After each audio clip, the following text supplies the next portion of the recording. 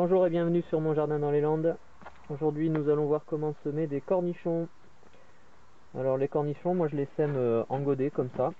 Je vais mettre 2 graines par godet. C'est du godet de 9 cette fois-ci. C'est différent de la tomate par exemple ou des salades quand je les repique dans des petits pots. C'est donc du godet de 8 ou de 9. Tout simplement pourquoi? Parce que la culture, le cornichon, comme beaucoup de cucurbitacées d'ailleurs, hein, les courgettes, les melons, etc., ont besoin de place pour être cultivés avant d'être mis plus tard en pleine terre. Et donc là, il y a quand même un peu plus de volume de terreau, ça va pouvoir bien se développer.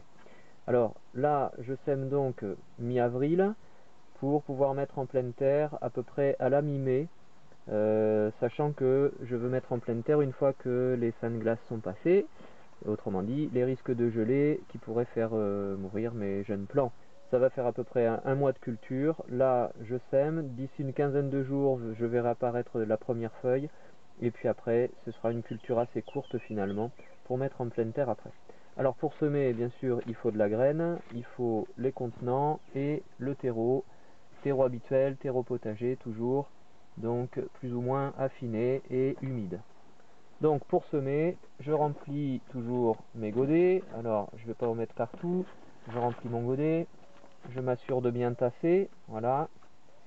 Et je vais matérialiser un petit peu comme si c'était un petit poké. Hein. Alors il faut savoir que le cornichon peut se semer soit comme ça, soit directement plus tard quand le sol est réchauffé, en pleine terre directement, en poké. Voilà. Et donc je remplis mes godets.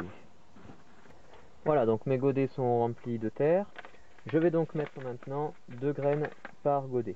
Alors, les graines de cornichons, ça ressemble à ça. Alors là, vous voyez, elles sont roses parce qu'elles ont été traitées. Ça a été traité avec un fongicide pour éviter la fonte des semis.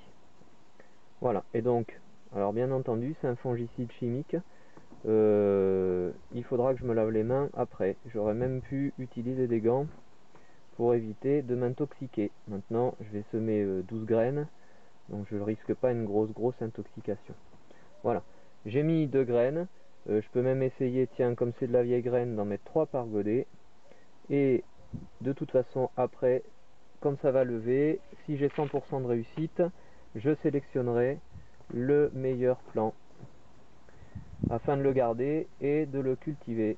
Voilà, alors c'est de la grosse graine, donc il va falloir la recouvrir de terreau, affiner en le tamisant, de façon à maintenir un maximum d'humidité autour de la graine pour qu'elle germe le plus rapidement possible, afin d'éviter les maladies bien entendu. Pour tamiser, je vais utiliser un terreau qui est plus sec, parce que là le mien est humide, et donc c'est plus compliqué pour tamiser. Et pour tamiser, on met dessus, alors il ne faut pas une grosse épaisseur, hein. On met juste à peu près le double de la graine, voilà, et c'est fait.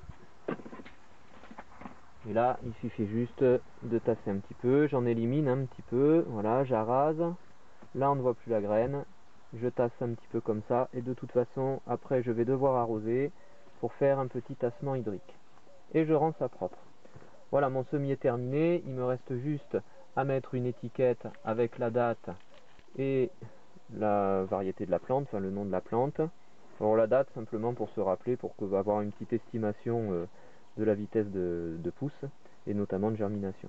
Et puis je mets ça dans mon premier godet, voilà, ici, tout simplement. Et voilà, il ne reste plus qu'à positionner sur la petite étagère de culture et à arroser. Et d'ici une dizaine de jours, j'aurai des plants qui seront germés. Voilà, donc mes godets sont mis sur l'étagère de culture. Maintenant, il ne me reste plus qu'à arroser. Pour ça, je prends toujours un arrosoir avec une pomme fine, relativement fine, en essayant de... Donc je vais arroser doucement en essayant de ne pas déplacer les graines, mais là elles sont recouvertes, et c'est de la grosse graine, donc il n'y a pas de souci finalement.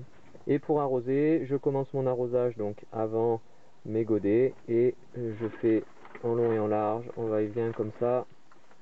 Voilà, en pluie fine. Il faut bien humidifier, le terreau de toute façon déjà à l'origine était humidifié, et là il se fait un tassement hydrique qui va bien plaquer le terreau sur la graine et inversement. Voilà, et puis après c'est une surveillance pour la culture, pour le reste de la culture, pendant une semaine, 10 jours, hein, le temps que ça germe. Après, il faudra surveiller les escargots et les limaces, bien entendu, qui en sont friands. Voilà, alors nous sommes le 23 avril, donc 7 jours plus tard, et on voit que les premières courgettes, en tout cas les premières graines ont germé, commencent à germer et à sortir de terre. Voilà, ça ce sont les courgettes issues de graines de l'année dernière. Voilà, les courgettes 2016. Et là, on voit les cornichons qui commencent à germer également. Alors, voilà, je vous montre. Plus précisément, ça commence aussi à sortir de terre. Les cornichons et les œillets d'âne qui avaient été semés le même jour. Ça donne ça, un petit œillet d'âne qui germe. Voilà. Ça prend son temps, tout ça, mais il faut dire qu'on a eu une semaine qui était un peu particulière. On a eu jusqu'à moins 2 degrés dans la serre, il a fait moins 5 dehors, donc on a de grosses amplitudes thermiques. Ça monte jusqu'à 35 degrés dans la serre, c'est un peu compliqué ce printemps, mais il faut être patient. Voilà, et donc on peut faire la comparaison ici, les œillets d'Inde qui ont été recouverts de terre et ceux qui ne l'ont pas été, mais on voit que ça se maintient humide aussi et que commencent à germer des petits plants. Voilà ici, à nouveau. Attention à la mise au point, c'est pas top. Voilà pour la mise au point, un petit plant qui sort.